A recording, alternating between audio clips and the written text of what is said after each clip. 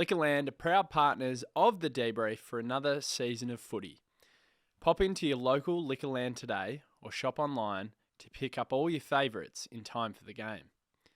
Would you like the chance to win a share of 20 million Flybuys points? To enter the draw, just spend $20 on liquor at your local Liquorland from March 1st until the 11th of April 2023. In-store or online, and don't forget to scan your Flybuys. Every $20 you spend will put you in the running to win one of 3,000 prizes. So get shopping and scanning today and land a share of 20 million Flybuy points with Liquorland. Liquorland, from the land you love. Please, as always, drink responsibly. It's been a wretched old run against the Swannies as the D's try to bounce back from the weird night up at the Gabba and make a statement at the G this Sunday arvo. Welcome to the official, unofficial podcast of the Melbourne Demons, the DeeBrief. I'm your host, Adrian Horton. And tonight, I'm joined by the regular crew, Tom Marcazzani. How you going? Yeah, going well, mate. How are you? I'm well. Both got Nathan Jones. Yeah, we're both wearing Jonesy tonight. Yours is way better than mine, just while we're at it. Yeah, this might be the best thing that I own. Yeah, well, you both look a lot better than me. So. What's going on here? Quintessential accountant. I'm just going full Damien Barrett tonight. No, I've just come from work, so yeah, still got the white shirt on. You didn't drive through Punt Road tonight? No, so yeah, I sent a message to Marca in the group saying he'll be happy I'm on the tram. So it was good. It's a nice tram. On the 86. Touch on? Did I touch on? Yeah.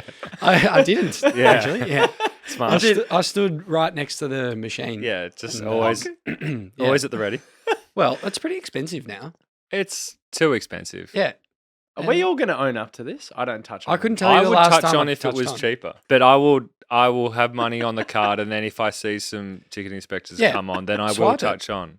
What's But, the point if I don't see spending anyone, $5 to not see one? I'm not touching on. No way. No. Can we put that out to the listeners? Just let us know. Hit me up on Instagram. Do you touch on? I think that's a universal belief, I Touch on. reckon. I might even put a poll out and just see.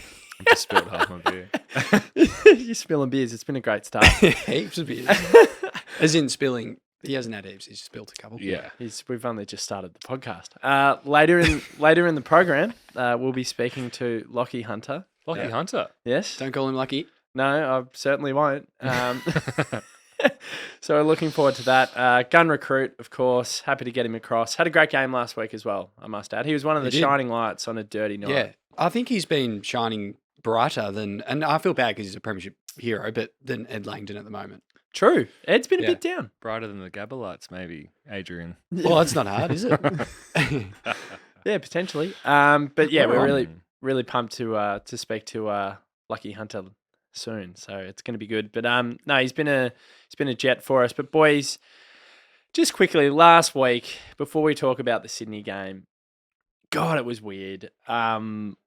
It felt like we're in quicksand. The way that the players were moving around, it looked like the lines were so explosive. Max being the big story to come out of it, obviously, it was absolutely devastating to see him in the rooms the way he was. I haven't had a proper chance to actually talk to you about it. Most of the threads in the groups over the weekend were pretty dormant. I don't think anyone wanted to accept that Max was injured. I don't think anyone wanted to accept that we put up that performance that we did. But how did you rate it, Marca? First of all, I just want to tip my hat to Brisbane to say well done, because they played really well. They smashed us, and they smashed us at our one wood, which was which is the contest, right? We were cocky too. Well, yeah, we were cocky, but I also think that after round one, they kind of got pummeled a bit by a team that no one really thought were going to be playing finals this year. Yeah. And that's the beauty about a new season, right? There's so many different narratives that come out, and your perception changes very quickly. So we beat the Dogs convincingly, right? But now it obviously looks like the Dogs are might not be as good as what we think. So does the round one win look as good as what we thought it could have been? Maybe not.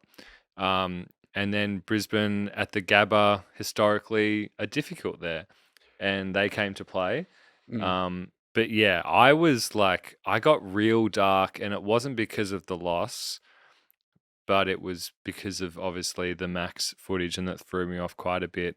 Also, when it rains, it pours. Like there were these things happening where like the ball was bouncing their way. They were kicking like, some outrageous goals. like the one where Joe Danaher just put it on the boot, and then I think Bailey's first goal was the same. Yeah, and it ricocheted off Cameron's foot in the goal square. Like when that stuff was happening, it was just like, it's just not. And then our night. also there was one early on as well. I think it was Berry who was tagging Oliver.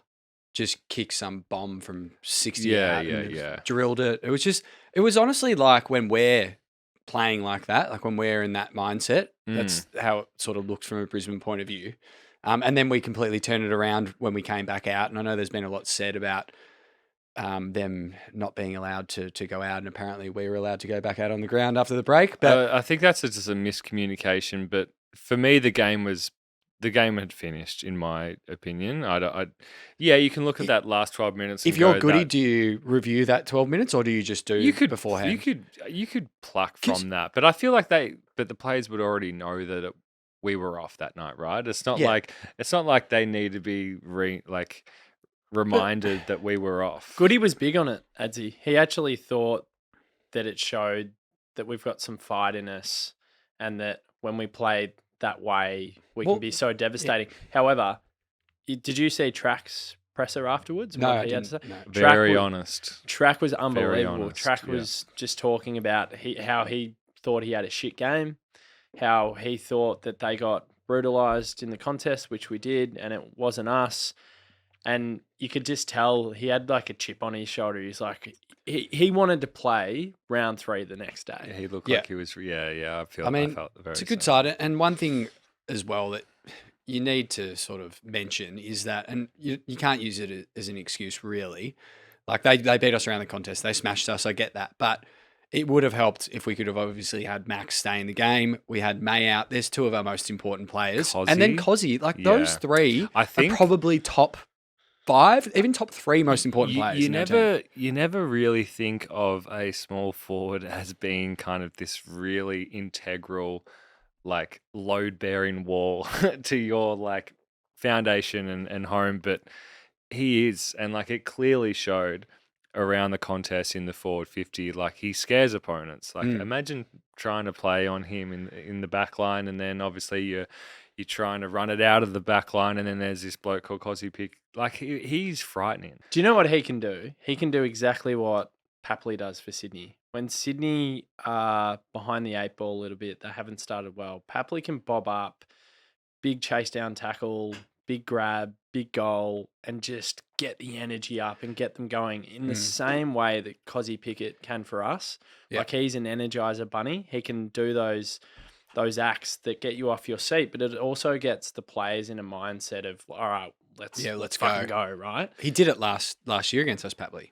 Yeah, kicked a big goal at the right time. Yeah, he did. If you look at Brisbane's side, if you take out Andrews out of that equation, let's say a Bailey, and then you throw in a Neil, they're 3 most important players.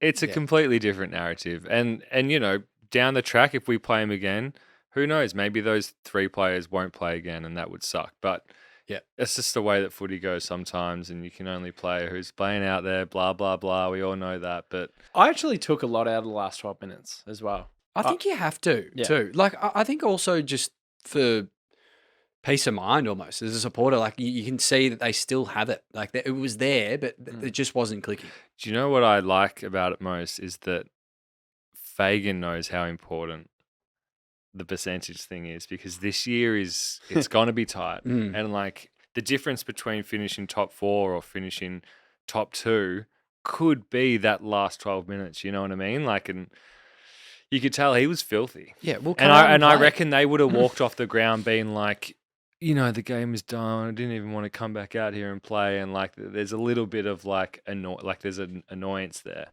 There's a dirty aftertaste for that victory. You're spot on though, Adzy. Like, come out and play. Like, don't point the finger. Don't play victim games. No, yeah, they're playing weak. If they come out and the scores stay the same, or they're not talking about it. Even if they don't come out and practice or whatever. Like, you just got smashed and you didn't come out to play when you started. Do you know what the difference was? Apparently, we came on the ground 3 minutes prior. Yeah, it's like you were in the change rooms for however long it was. Yeah. You could have done, you're professional athletes. It's your own problem that you were sitting on the ground and probably talking about the victory already. It's Why doesn't Fagan look inward and understand that his directive clearly was like, play safe, don't do anything stupid, which was actually counterproductive. It didn't work.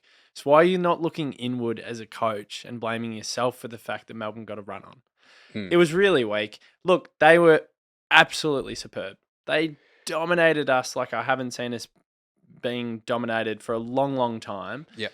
However, there was that little part of me when I was going to bed going, it's only 11 points, and we gave him a bit of a scare at the end, and it was a bit of a... 11 points. It's very flattering. It was a bit of a fuck you. It was a bit like, you know what? You can beat us up for 3.5 quarters, but as we were speaking give us 12 about it minutes. in the laneway... Yeah. Give us 14, the game's over. It's our way. Give us 12 minutes, and it just shows you that when Melbourne get the game on their terms, we are utterly devastating. We know that. We've seen it many, many times before. We've been doing it for the last 3 years. So, strange game, strange night. Thankfully, I think the blessing will be the fact that 12 minutes reiterated that you now in modern footy, you got to take the game on. You got to take risks. We were so boring, slow. We were boundary line. We were getting back to bad habits of second half of 2022. The good thing about that last purple patch is it reiterates that that's the game plan for this. Still there. It's still there. And also for me personally is that it's round 2. Like going through last year at this time, like it was amazing. The first 10 rounds we thought we were untouchable, but I've learnt a lot from last year. And I think as you were talking about what Track was saying after the game, that will sort of burn within him, I think. So next time we play, I feel you would like to hope a team as good as we are, that would be something they would work on and hopefully not let that happen again. When we were 10-0, Marker, I don't know if we brought you on over the phone, but Adzy, Nuggets and I were sitting in the other studio over the other side here at Castaway Studios. We were saying chill flag. Like I remember. No. Chill flag. Do you remember what we did? We were 10-0 and we decided to go through every single player on our list and just give them the greatest pump up of all time. And it was just so self-indulgent and just so... There was no pile. It was just so stupid it was a when you great think time. about it in hindsight. But what a beautiful time it was. And just quickly on that as well, one of the stats, I can't remember what round it was from, but it was something from 2021 until round 1, 2023. That's the first time we've dropped out of the 4. Like, as Melbourne supporters, and we've talked about this on previous pods when we were winning one game against Essendon, we're all singing in the bull ring. Like, that's unbelievable. Like, I know we won the one flag, which is amazing. We dropped off a cliff at the end of last year. But being top 4 for basically 2 years, that's some fun supporter memories. You got to look around and smell the roses when they're there. Exactly. When they're in bloom, you smell the roses. Yeah. And I think they'll be around for a few years. Yeah. Yeah. Absolutely. I couldn't agree more. Just coming back on your point about Track and Clary's worst 37 possession game. We're going to do a little tribute to Clary. How good's that? I know. What a sentence. 37 and 1. Shit, man. Yeah, what a shocker. We'll do a little tribute to him later when we come back after the break and we go through the teams. He was in the best for a lot of people, which I was like... He couldn't be in the best. He had 12 turnovers and he was just hack kicking it into the 50. But those two players in particular would be so dirty. Viney would, even though he's a bit rusty and he was just coming back into the team, he's another one that would be dirty. The one thing I'll say about Jack Viney as well, I've been thinking about this week, probably too much, is every single time Max Gawn has been out of the team historically and Viney's come in as the skip or he's the co-captain. Has stood up in a big way. Has stood up every single game. Brisbane game last year. Great point. The Brisbane game last year when Max was out, Jack Viney was possessed. This is the game at the MCG in about round 15, round 16. He had a stormer. The guy relishes those chances to step up and lead and be the example and be the skip. So he's going to be so much better for the run. I'm most excited to watch Jack Viney on the weekend. I've been thinking about it all week. Yeah, obviously the contest is, and you just know they're going to respond. And I have so much confidence in our midfielders that we're going to respond. The one player that I kind of am hesitant towards about Sydney is like Luke Parker. I know that he's he's a bit of a champion player now. Like I used to kind of be like... Done a number on us. Yeah. He loves playing He's a against star. us, and I think, but apart from him, I know what he's going to do, but I feel like we have a really good opportunity to staunch your Gouldens. Just put him back in their box. Yeah. I feel like we can really put him in their place and early. You need to do it early with those and we young saw players. what happened in the grand final last year. Like if you jump this team, Exactly right. they stop, and they're still a bit younger, and I just reckon they don't have the mental capacity to put up with like a really early staunching, and I just hope we jump them so hard. We because nearly put them away in the first game that we played against them last year. It was round 12. We got out to a 5-goal lead. It was we the kicked the first start five. of then our it was just like a start of car our crash fade in outs. slow motion towards And it was the end, Pat man. Lee like doing his big high fives and stuff, kicking goals. But it was annoying because we were so close to actually just putting the nail in the coffin. We didn't. And do you know what? Absolute credit to the Sydney Swans. They hang in games better than most teams. If they're close enough and you haven't put them to bed, they have the capacity to grind and find a way back into it and come over the top and win games of footy. They're a bloody proud football club. They have a spirit that not many other teams do. They really do. Like they've done it many times before. But I'm hoping that Melbourne, if we can get a jump on them, we can smell a little bit of blood in the water and maybe just finally put them to bed. But they are a bit of a Terminator. They don't die. Yeah, They they're a bit just of keep like coming at you. bit of a Geelong sort of team. Like them and Geelong have just been awesome for a long time. And yeah, I think what Mark was saying before about just putting it away early, like these young kids, your Warners and Gouldens and stuff, they'll drop their head in front of a home Melbourne crowd if we can get on them, on top of them from the very beginning. And Gouldens the one for me.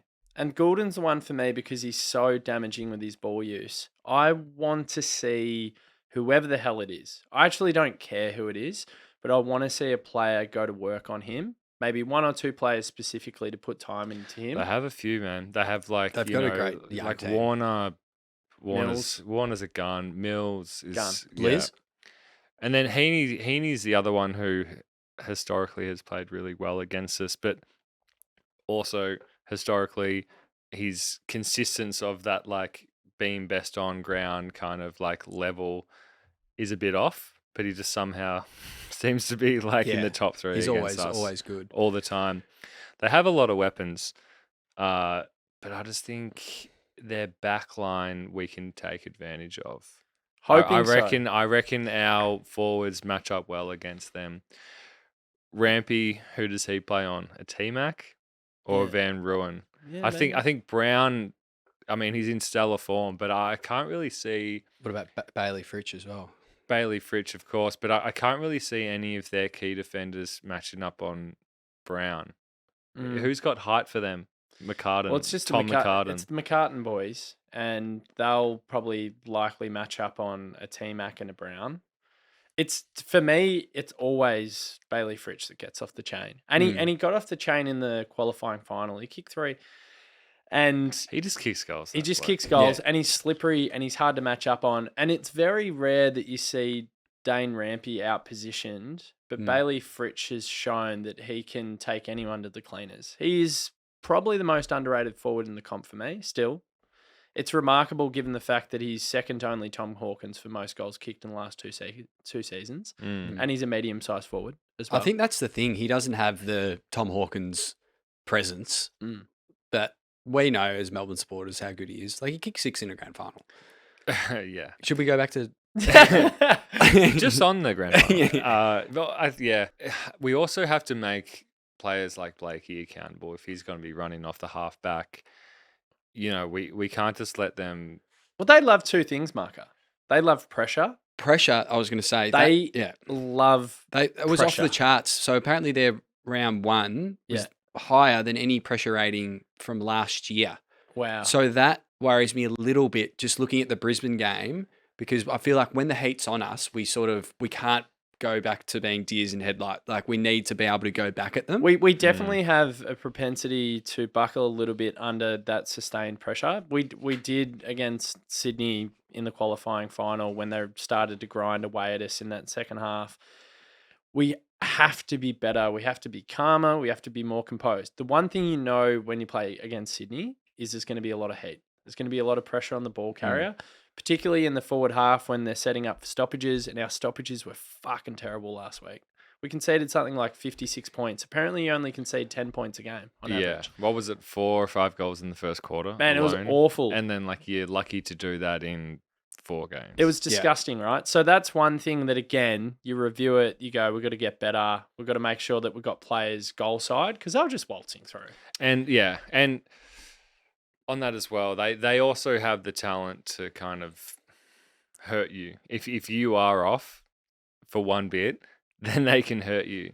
And, you know, they've got the Papleys, trying to think of us, Heaney's, you know. They've got these weapons up forward where, like, if you're off, like, 1 millimeter, you know what I mean? If you're not goal side, then it's just, like, easy snap goal. Yeah.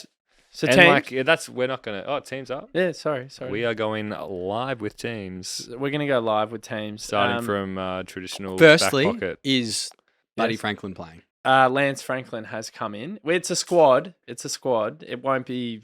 Is he named on the field Sunday. though? I think he would absolutely have to play. He is named on the field at full forward. So there you go. So I think he was. He's Buddy Franklin. I think it's also they know that if they do put him in, they know that Stephen May has to play on him the whole game. It's a Cheers, Stephen. Yeah. I think he's normally pretty good against him as well. He destroyed him. Apart from those, I mean, that's got nothing to do with Buddy, but there were a couple of mine farts from May, which resulted in a couple of 50-meter penalties. The only reason they were mine farts, just on that, is because the umpire decided to get swept up in the Buddy Franklin bullshit and the carry-on. I still think that's one of the most embarrassing things I've seen on the footy field, the way that Buddy acted in that final. And for people to come out and talk about how he single-handedly had this massive influence on changing the game. No, I think everyone was pretty adamant that he got smashed by May. Yeah, May trounced him. There was an article penned by Riley Beveridge on afl.com.au the day after talking about how Buddy had an influence on the game. He got taken to the cleaners. He was flailing around and diving.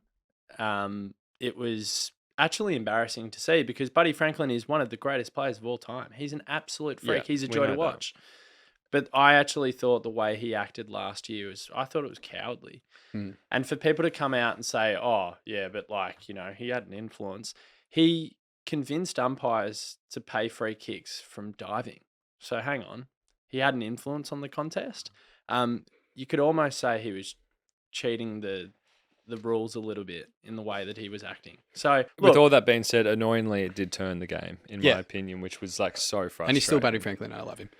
Well, anyway, I'm just a little bit obviously bitter about that. Yeah. Let go. I know. I just didn't enjoy the fact that a player would resort to those acts to try and help their team. But on that, you thought he'd be similar better to than a Joel Isn't he a Selwood, champion? right? Isn't he a champion player? Isn't a champion Well, yeah, player he is. meant to get back into the game and try and bring his team into the contest through football acts? Yeah, but if you didn't. If you see an opportunity to get a free, you're not going to take it. It was beyond embarrassing what Buddy did last year. But also, regardless of that, I'm fine with him coming in because I know that May's going to beat him again. I actually weirdly prefer it. And the way that their forwards are going, it disrupts that, right? Do one of them go out? Can we get the teams? I'll get the teams, but if you want to look at it from the other side of the coin and you go, okay, tip your hat to Buddy for gamesmanship, right? No, okay, he had an influence. The umpires got sucked into it.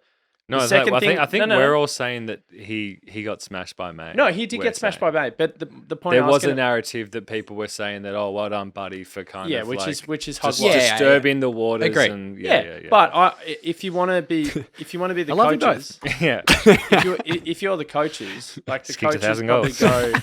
the coaches probably say, Stephen, this week we know what happened last year.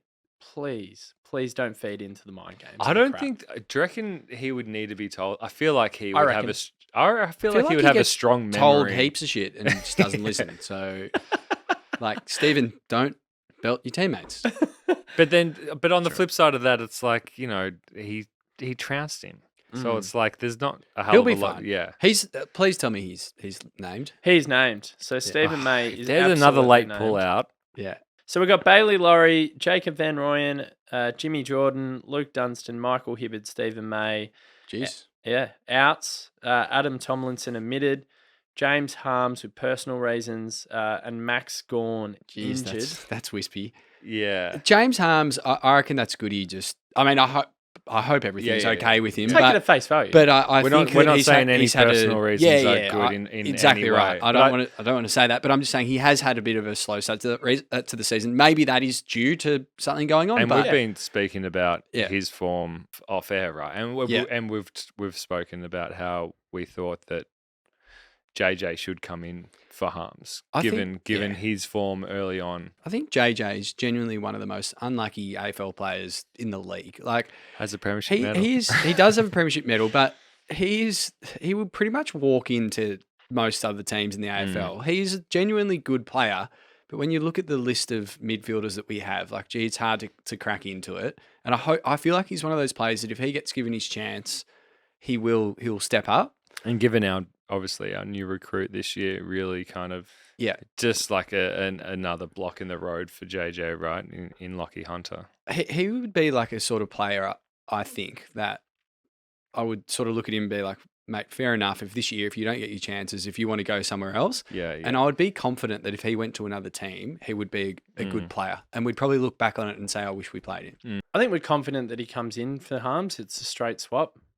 Yep, it makes total sense. May for Tomlinson, JVR for Gawn. And then it begs the question, is Judd McVie, is he going to stay in the team, or is it going to be a Michael Hibberd to go against him? I would personally bring in a pig. Yeah. I love the big fat pig. And he just seems to step up in big games. Like, he's an experienced player. He's obviously in good form from his first game in VFL. Apparently, he's been amazing throughout the whole preseason. I feel like him and May work really well together. Bring them both in, put him on like a Papley, and he could probably shut a Papley down. Yeah, and this is, we're throwing no shade towards Chris Judd, that is, because obviously his first game was unbelievable, and then round 2 he has to play on Charlie Cameron, who historically has trounced us. In a hostile environment when we're completely off in the midfield and getting smashed, and the chances for goals are highly intensified in Cameron's favour. Yeah.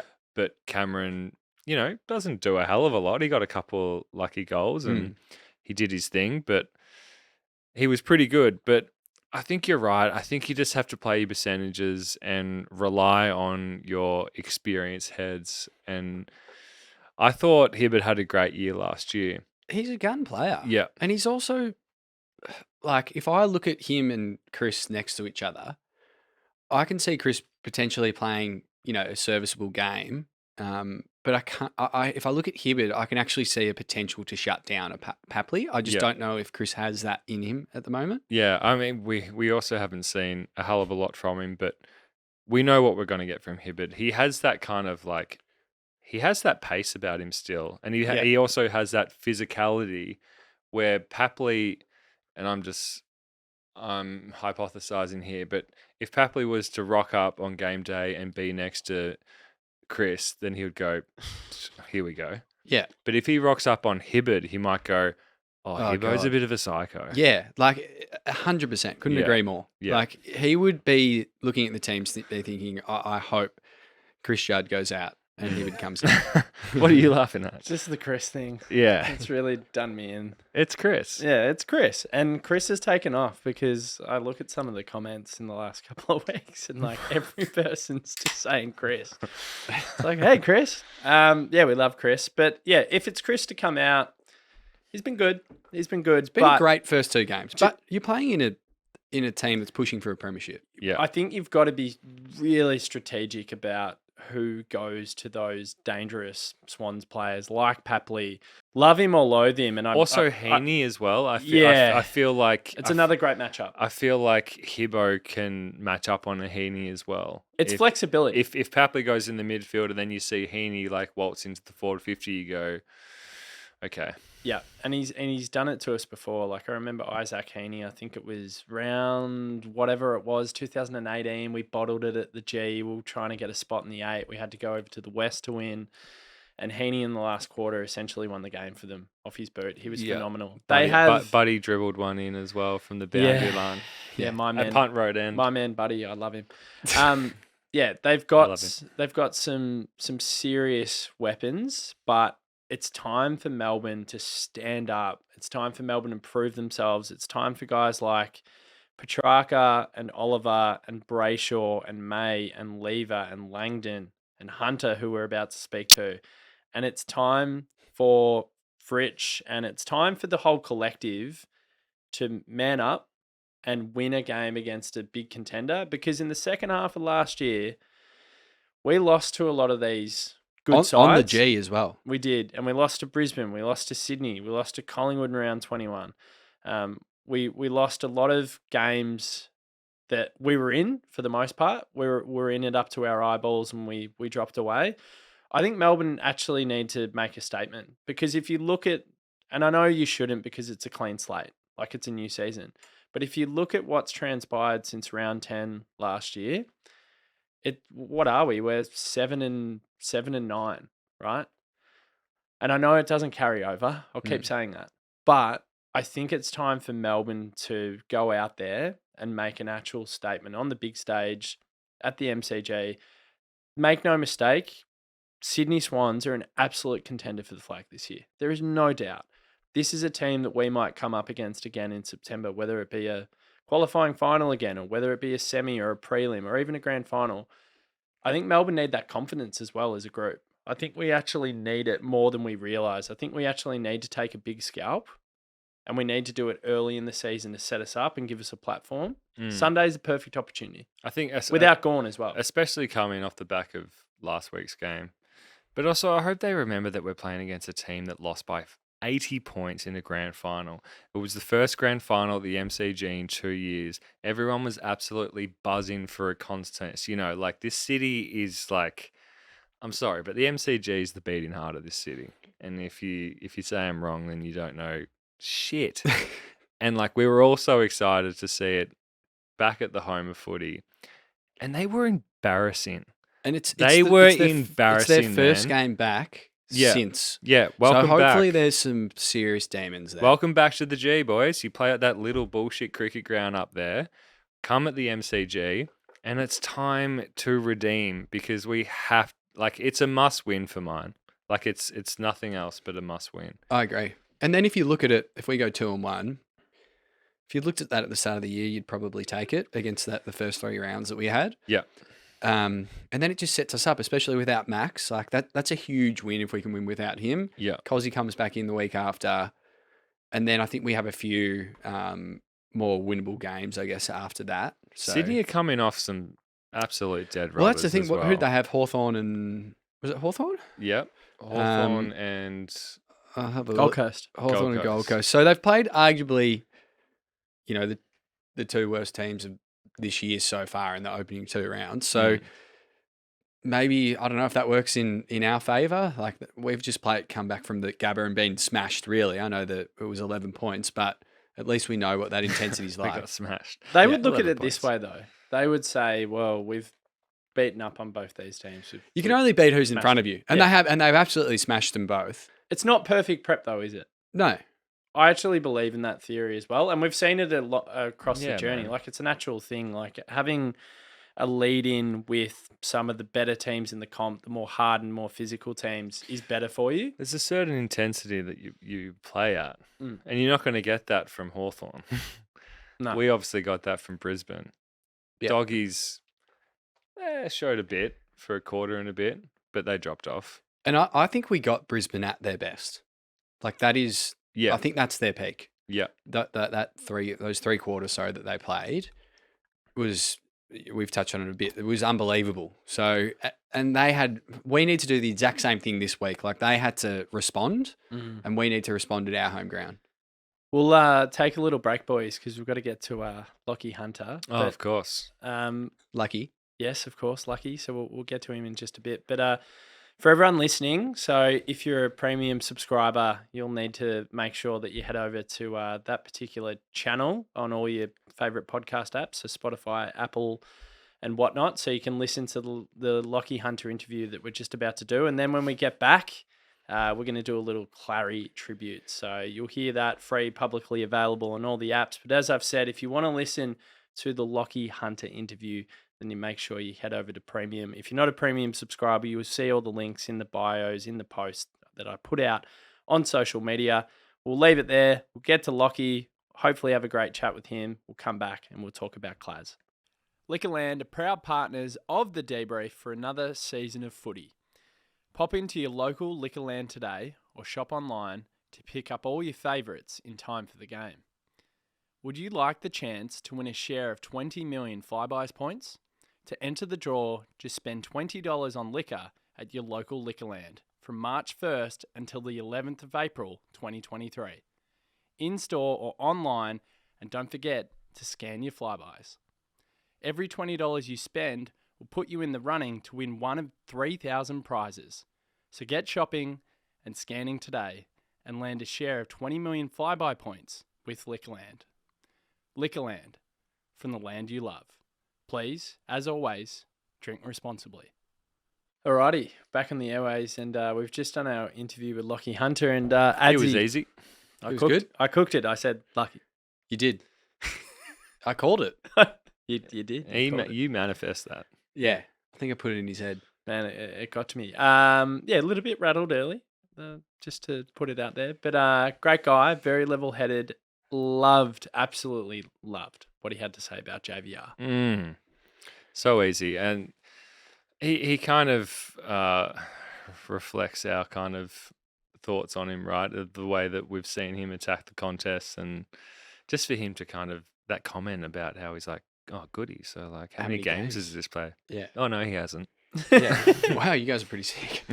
Yeah. Okay. He was awesome. If you want to listen to the interview, you got to head over to Primo. It's on all the social channels. I'll put it up later tonight, so you can't miss it. And to all those people that do subscribe, thank you. It means that we can be in this shiny studio with the likes of Derek. Thank you.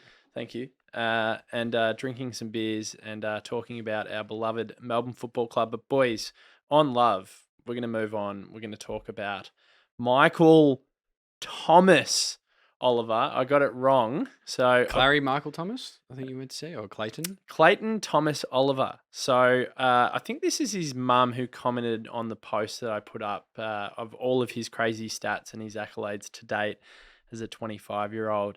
And Michelle Oliver, shout out to Michelle. She's probably not listening. But, Thank you, Michelle. Thank you for having Clayton. But also, I believe I got it wrong. It's Clayton Thomas Oliver, not Clayton Michael Oliver, which comes up on Wikipedia. I think she'd know. She would know, of course. Wikipedia is usually a really reliable reason.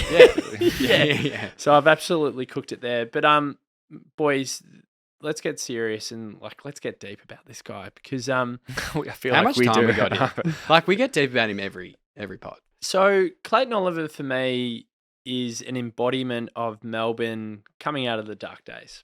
That's the way that I like to look at him. We've had so many tricky times as Melbourne supporters, and it was very, very dark at one point. So dark that I don't think I saw any light. And Clayton Oliver came along. He's this big chubby kid. And what he's done for me as a Melbourne supporter is he's been someone that I could definitely hang my hat on, but someone that has obviously inspired this club. I don't think he realises how much he's achieved as a footballer. I think he seems like a very modest, almost like slightly naive cat. He has put the club on the back of his shoulders with a few other blokes like Max Gawn and Jack Viney and Christian Petrarca, and some of our gun recruits like Stephen May and Jake Lever. They've all come in, they've done a role to try and put us on the map again. But Clayton Oliver, for me, I would put him alongside Max Gawn and Jack Viney in the vein of someone that's come in and wouldn't stand for being bullied or wouldn't stand for being pitied anymore. I actually think that Clayton Oliver just exudes this confidence and belief on the football field that has seeped throughout the entire organisation. People constantly talk about him doing extras. He's like down at the pool, or he's doing some weird class that's going to help him with his flexibility or whatever. Like, the guy drives himself to the nth degree. Mm. And he is one of the sole reasons why the Melbourne Football Club is in a position where we can flourish once again and we don't have to fall back to those dark days. And he's a massive, massive part of it. As much as I love him as a footballer, I see him as a bit of a symbol as well. Yeah, definitely. And I think we touched on earlier as well that on debut, he got 2 Brownlow votes, like was just straight out of the blocks. He's had 150 games and I don't know, out of those 150, how many you could call bad? Like he's Mr. Consistent. The Ox last week was talking about his love for Petrarca, which is there as well. They're both going to be probably Hall of Famers. But for me, Clary's the one for those reasons that you said. When he came into the club, we were nowhere, and he basically just didn't stand for it. He's always been good, and I also love. He's a little bit different. He's a bit of a weird cat. He's not your poster boy. He doesn't have the Brad Pitt looks or anything like that, but he just does his thing. He's just a country boy that came in overweight that we probably, when we drafted him, didn't think he was going to be the player that he was going to be. And thanks to Paul Roos for sort of spotting him when he came in, because he has just turned into, I honestly can't see a player in my lifetime that I'll like more than Clayton Oliver. He's your number one. Ever. Yeah. True. Already. Shout out to Nuggets. Nuggets feels the same way as well. I feel like he absolutely adores Clary. For me, like I remember him coming in and obviously just racking him up early and going, yeah, okay, this kid can find the footy and play. But I remember in 2016 when we finally beat Hawthorn and we hadn't beaten him in like 13 or 14 games or something. But there was a contest out on the wing and it was against Jordan Lewis, funnily enough, where he just kind of like outbodied him. The ball was like a 50-50 and he just kind of like used his arm, picked it up and just like handballed over. It was just like this ridiculous play and I was just like, oh, what? Like, you shouldn't be able to do that at kind of that age. And I know that's just like specifying one particular moment that maybe a lot of people wouldn't remember, but like that for me, as soon as I saw that, I was just like, oh, okay, he's like a different kind of talent. Yeah, he's just like he's just like cut from different cloth. He's probably got the best hands, not only for Melbourne, but in my memory in the AFL, really, that I've seen. Yeah. His handballs are so damaging. Even they might go half a meter, but he gets the ball and he gets it out to someone like Track. Yeah. So Sam Mitchell, I guess, was our generation's Diesel Williams.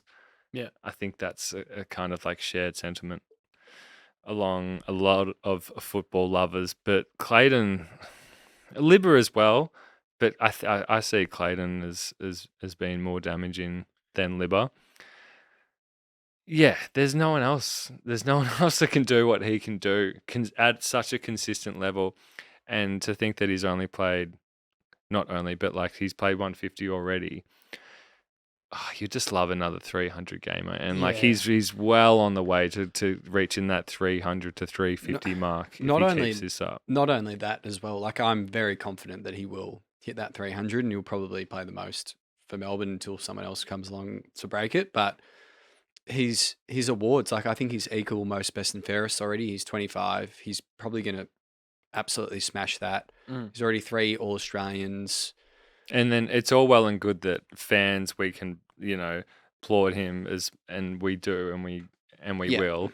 But for the coaches to kind of go, yeah, this guy's the one for 2 years in a row. Yeah. Like that says a hell of a lot. I think the only other player, I could be wrong, so someone corrects me if you're listening, but I think Gary Ablett Jr. is the only other player to go back-to-back in the Coaches Award. Is that right? He was pretty good at football as well. So if you're in that sort of yeah company, then you're doing something right. And he's 25, which is the big thing. Like lots of these players, even midfielders, like I know we talk about forwards and rucks and they take a little bit longer to come on, but like even Petrarca took a little bit longer and now he's amazing.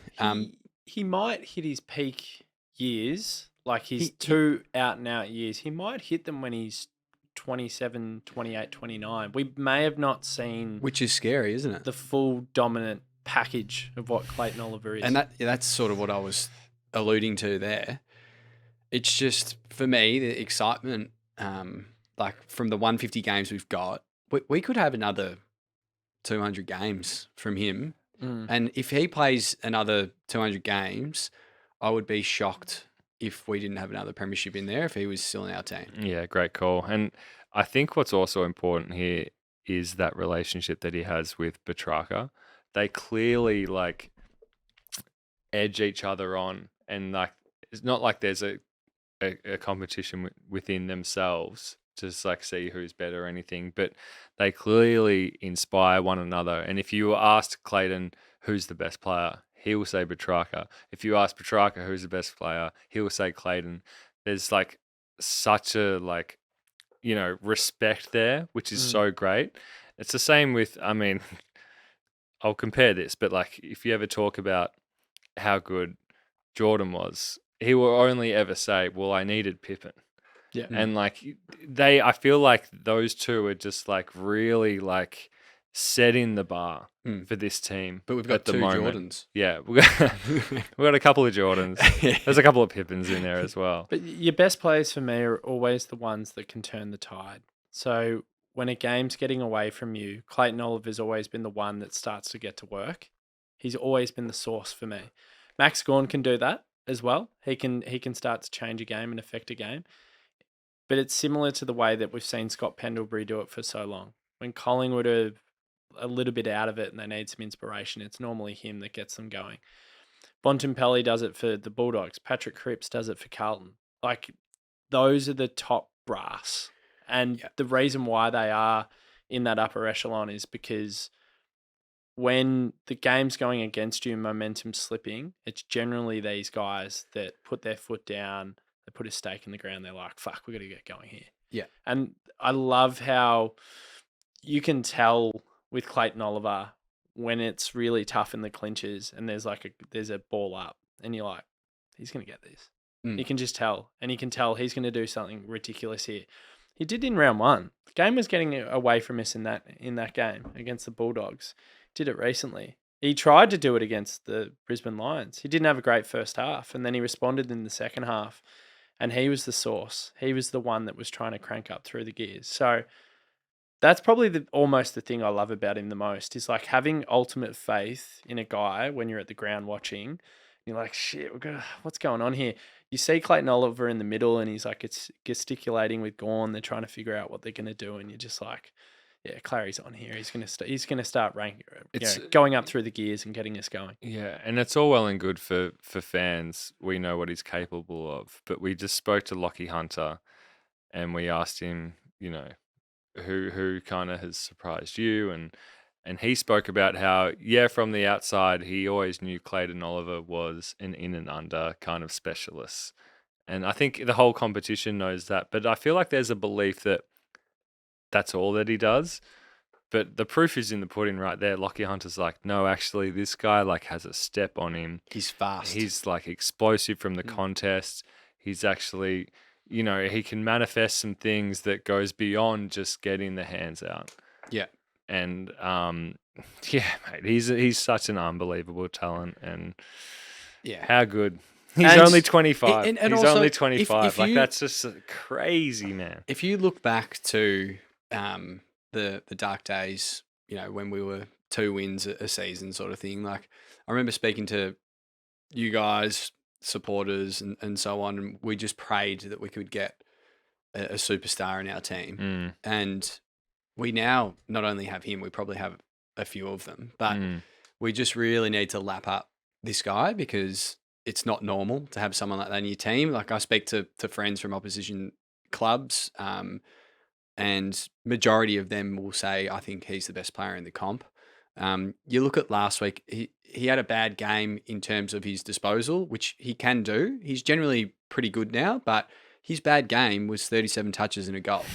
Like, there's not many plays that you can say that about, I don't think. Yeah, mental. Yeah, it's absolutely crazy. Again, we could sit here for hours, but Derek will... Should we? Derek will get cut with this, and he'll ask me for more money. But boys, Clayton Oliver, he's an absolute gem, and Thanks, Clayton. Thank you, Clayton. Love Thank you you. so We much. love you. Yeah. And I know you're watching. Yeah. You listen, right? Well, his mum might. Oh, maybe. Shout out. Thank you again. Yeah. But just on Clayton and just moving into this game, we'll do some predictions and wrap up. If you're one of the group, and no doubt there might be a little tribute to him within the group, and hey guys, Clary's playing his 150th, blah, blah, blah. If you're one of those other 22 players going out there in the field, like, take a bit of ownership, take a bit of Clary. Like, he's stepped up for us so many times. This is a crunch game for us to potentially set our season up. Take a huge scalp, give us the ultimate confidence that we know we can go toe-to-toe with anyone. We are a premiership fancy, blah, blah, blah. Take a bit of Clary DNA. Like, he doesn't always have to do it every week, and he has done it many weeks before. He will, but just help him. But he will do it. Yeah. He will do it, there's no doubt. But I'm just hoping the playing group, like, think about that. And they're like, well, you know, this bloke's been an absolute warrior for this football club since day one. So I'm just hoping they sit there and they go, fuck, you know, contest, physical, got to step up, because it's going to be a brutal game, man. Sydney don't give you an inch. They really don't. Their pressure rating, as we know, it's through the roof. They pride themselves on being a team that has an even spread. I want to see Melbourne win a game on the weekend where it's not a few individuals that get us over the line. If it is, like, whatever, I'm taking the win. It's Sydney and we never beat them. But I want to see all of those lesser lights even just contributing. Like, everyone get involved, everyone contribute. I want to see us bring the pressure and hit back as hard as the Swans do. So just be like Clary. That's the message. Yeah, it's not hard. Well said. It's I become agree the with greatest player everything. of all time. And I've got nothing else to add to that except well said. Predictions. What do we reckon? Sorry, I was already just thinking about Adzy's prediction. I just think after last week that there will be a response. There will be a response. Like, there's no Say it again. There's no question in my mind that at the contest it's going to be red hot, man. Like, throughout the whole game, and we've spoken about Sydney for the last hour and a half about how tough they are, and it's going to be a tough game. But MCG, we're 1-1, but I just think that I just have this strong belief in this group that we're going to respond well and we're going to win. It's not going to be by much. 14 points. Yeah, I disagree. I think that we're going to absolutely pump them. I'm disturbingly confident. I reckon JVR is going to kick 5 or 6, get my cuz Joe Corcoran to Rebs. If he kicks that, he's going. Is that what he said? Yeah. And 5 or 6. Well, we'll take 5. We'll go the lower. Even 4's red. 5's a bag. Do you know what? I'll go with you. 5's a bag, as in a bag of goals. A bag of goals. Yeah, yes. I'm not claiming anything. No. else, We'll just be beers at Rebs. And then so we'll probably win by. Like, they're a good team. They'll probably they play in the grand final, so probably 70 or 80. I'm guessing. Oh God, it always rattles me. But yeah, you can't really argue with that as well. It'll be tough. It'll be really tough. Yeah, they're a good team. As I said, their spirit is through the roof. John Longmire is a fantastic game day coach, except for the grand final. They're also a failed Victorian club. Like, you moved. Yeah, so, like, you moved your club. Still here. Yeah, which is strange. But how? Not sure how, but still here. Yeah, somehow worse. But look, it's Sydney at the G. They've had the wood over us. It's 7 wins to Sydney, 2 to Melbourne. There was a draw in the past 10. It's time. Yeah. Like, please. Just quickly, have we ever said that we're going to lose in a prediction? No. Well, I mean, have we ever? I think Nuggets was doing reverse moz in 2021 early. But that doesn't, like, the reverse moz is like a bit of a... Well, no, because when we were 9-0, and then the Adelaide game, he reversed it and said, we're going to smash them, and then we lost by a point. Yeah. So, it'll be tough. I think it's going to be really, like, super close. I think Melbourne might get it done in a really close one, which is what Nuggets loves. He says we don't win close ones. Maybe like 8 points. And, yeah, I'm sick and tired of losing to Sydney. Who's best on? Put us out of our misery. Clayton. Yeah. And he's 150th. Yeah, I mean, he's probably paying $1. Are we Do we get a response from T-Mac is what I want to know. Oh, it's a big one. It's a good talking point to wrap up. No, probably not.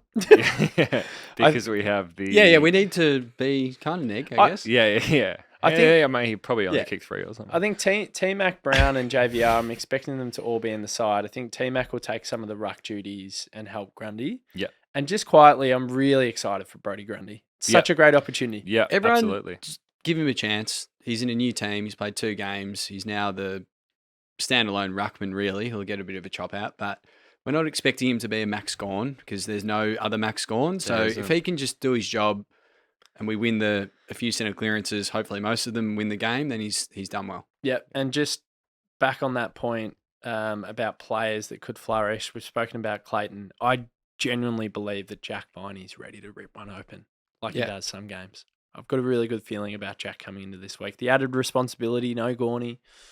So I'm actually pumped to see him. But boys, it's been a pleasure.